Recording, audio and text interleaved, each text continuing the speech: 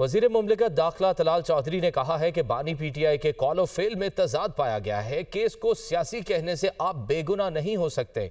बानी पीटीआई ने जो बोया आज वो काट रहे हैं। मकबूल होने से सजाओं से नहीं बचा जा सकता।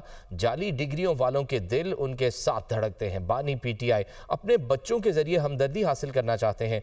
2 साल से जायद हो चुके बानी के बच्चों ने अप्लाई नहीं किया।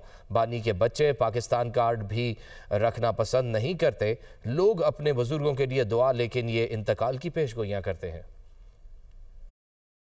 किसी पॉपुलर होने से, किसी सियासी होने से, वजीर आला बदलने से सजाएं नहीं बदलेंगी, सजाओं से नहीं बचेंगे। 2 साल से जायद हो चुके हैं। उनके बच्चे आज के दिन तक अपना नाइको कार्ड उसको रिन्यू नहीं करवा सके, अप्लाई नहीं कर सके। आपके बच्चे पाकिस्तान का कार्ड रखना भी पसंद नहीं फरमा रहे। ये सिंपैथी कार्ड ना खेलें कि बच्चों को मिलने नहीं दिया जाता, बात नहीं करने दी जाती। हमेशा लोग अपने बुजुर्गों और लीडरों के लिए दुआ करते हैं कि अल्लाह इसको लंबी उम्र दे, सेहत दे। ये पहले हैं जो हर 6वें हफ्ते कहते हैं कि वो फौत हो गया है या होने वाला है।